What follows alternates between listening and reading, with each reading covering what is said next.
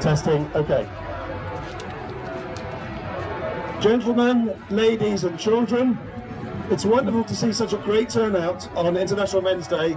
So many people protesting against the emotional abuse of children, fathers and paternal grandparents, resulting from malicious women denying access, often through making false allegations against ex-partners, aided and abetted by corrupt family courts, a corrupt CAFCAS, and corrupt, greedy lawyers.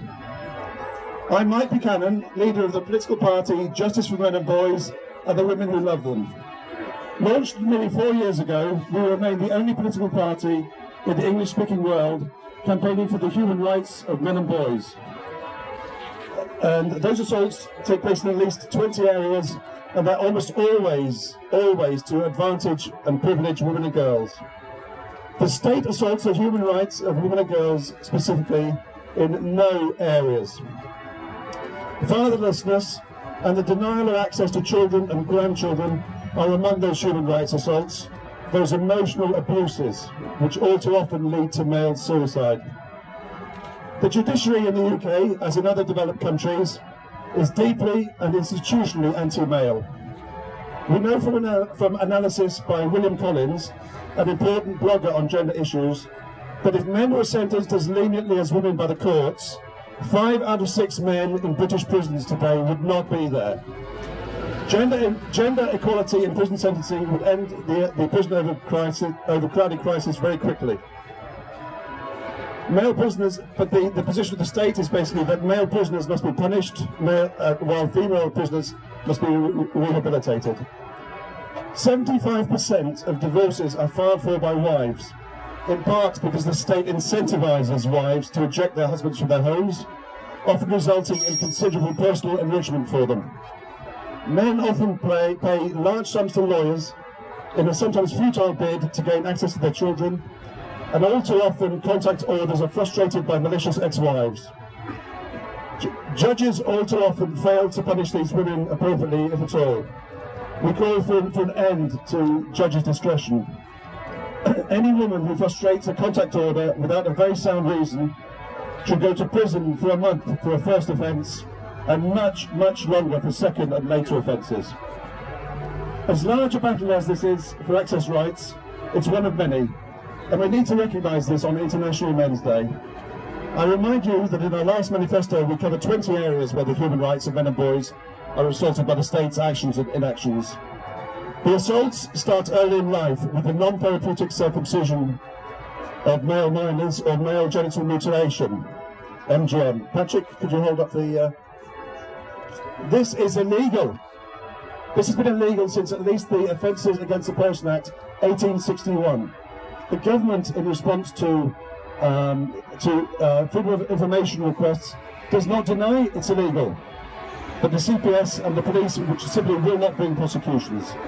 It's the cause of a huge amount of physical and psychological suffering, sometimes leading to death, either from the operation or from later suicide. And only a few weeks ago, a campaigner in the States, 34 years old, I think, Patrick, committed suicide because of the stress and the damage that had been caused to him.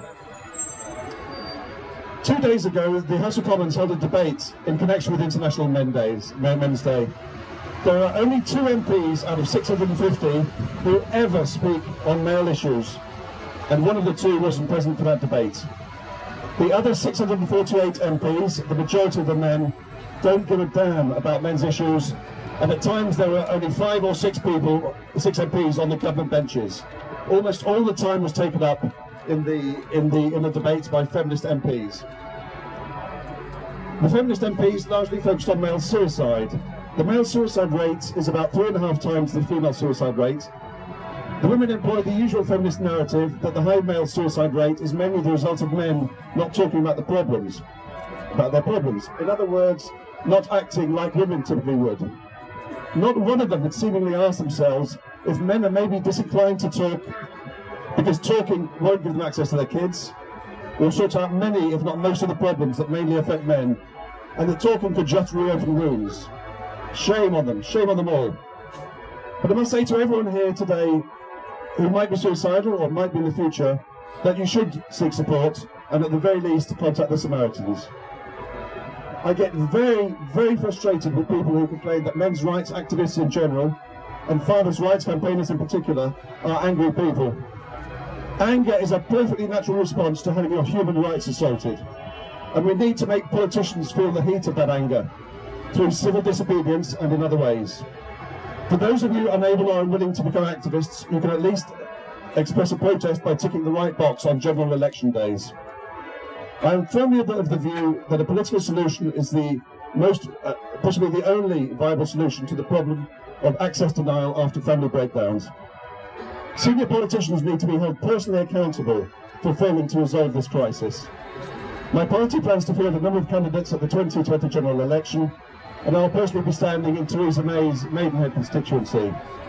My campaigning there will start with a focus on access denial the week before Christmas in 4 weeks' time.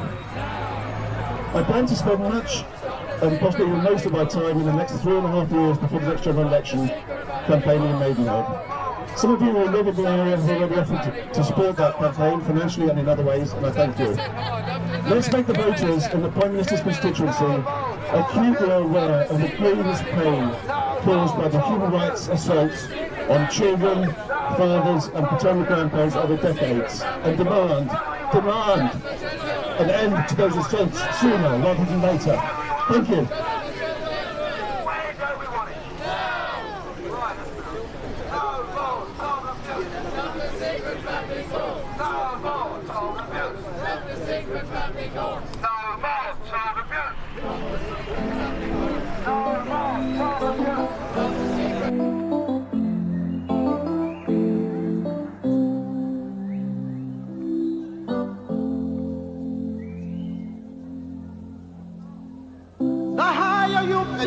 This is Matthew, my son.